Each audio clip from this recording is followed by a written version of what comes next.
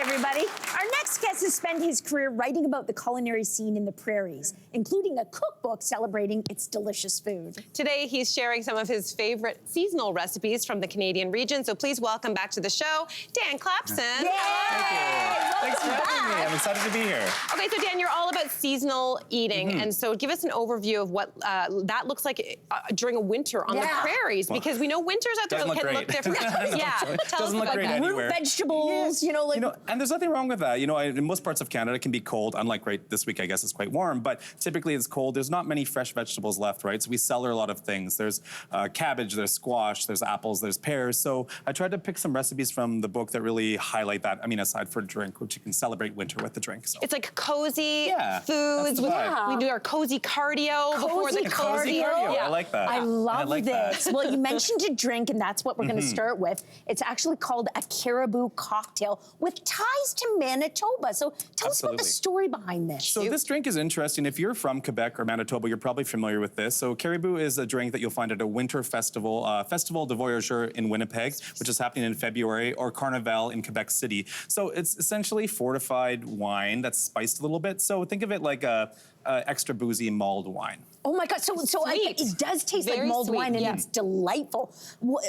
Is there anything harder in this? There's a little bit of Canadian whiskey. And if you follow the folklore of this drink, originally years and years ago, allegedly it was made with caribou blood. So that's where it gets its name. I didn't put any blood in today. I thought we'd keep it. That's so interesting. Like after the hunt. So mulled wine is something that I haven't had a lot. It's a fun seasonal ingredient, though. Do you incorporate it also into food? Because people cook with wine all the time. Absolutely. Yeah, it tastes good. So my favorite thing to do with mulled wine is if you're adding in aromatics, like obviously orange is a natural one, but if you are using things like cellared pears and apples, that adds flavor to the wine. And once they tenderize, you can actually remove them from the pot and put them into a dessert. So I like to make wine poached pear galettes and things like that, even apples in a pie. So think about it getting double use out of an ingredient, which is great. I feel like it would bring it from here to up here. Yes. I'm very excited about the next ingredient that you're going to highlight, which is cabbage, an unsung hero in my opinion. So it's a seasonal ingredient. Why did you want to highlight it? Well, first of all, cabbage, above all else, is definitely strongly associated with the prairies, but cabbage is also a very inexpensive ingredient.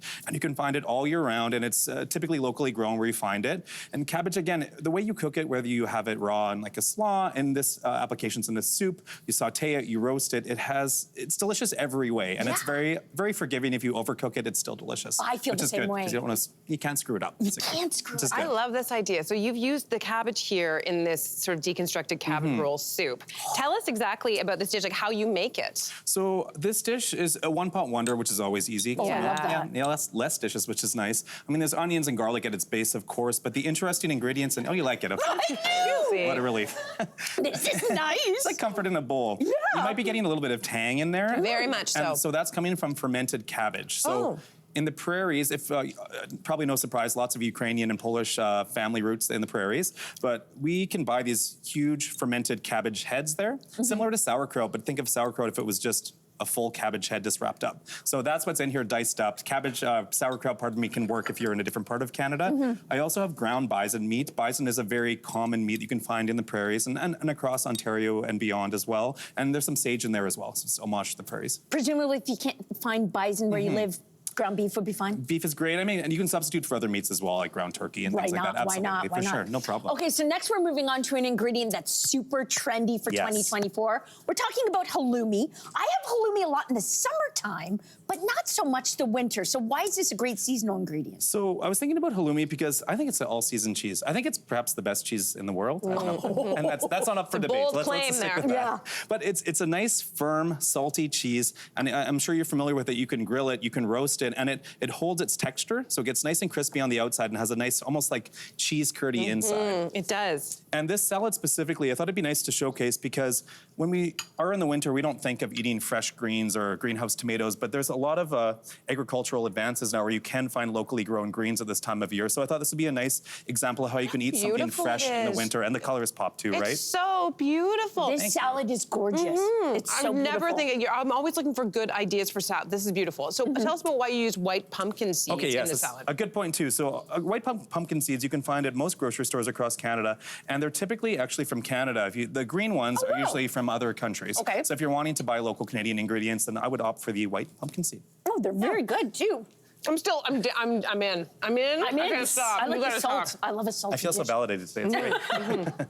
Well, our final dish is a comforting one. Yes. Perfect for cold winter's nights. So tell us about one of my favorite foods in a new form, which is mustard and brown sugar glazed meatloaf. There we go. Yeah, it deserves a clap. It deserves a clap. I love meatloaf too.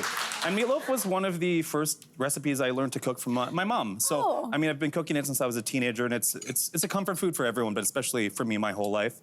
This spin, the major spin with it is that I actually use ground up red lentils instead of breadcrumbs. It keeps it gluten-free, but also acts as a binder, right? So yeah, it's really, really nice. And it's simple to do, food processor just for a few seconds, and it holds it all together. You know, I think a lot of people hear the word meatloaf and they think disgusting, my mom made it terribly, whatever, but this is actually really amazing. good. No offense, Mom, but it wasn't great. Are there other things you can do with the mustard and brown sugar glaze? Absolutely. So it's finished on top with a really simple glaze. I use yellow mustard, which is a very underrated ingredient in your cabinet as well. Brown sugar and a bit of butter. And it's great on things like roast vegetables, roast chicken, obviously. I mean, even tofu. So it's the glaze itself is very versatile if you don't like meatloaf, but we like meatloaf. We love meatloaf. It was great. It's great. We love meatloaf. Dan, thank you so much for sharing these beautiful recipes from the prairies. We appreciate you. Appreciate you. It's fantastic. Hey there, what did you think? Drop your comments below and join the conversation. And don't forget to like and subscribe so you can find more on everything from food and fashion to pop culture and current events. See you soon.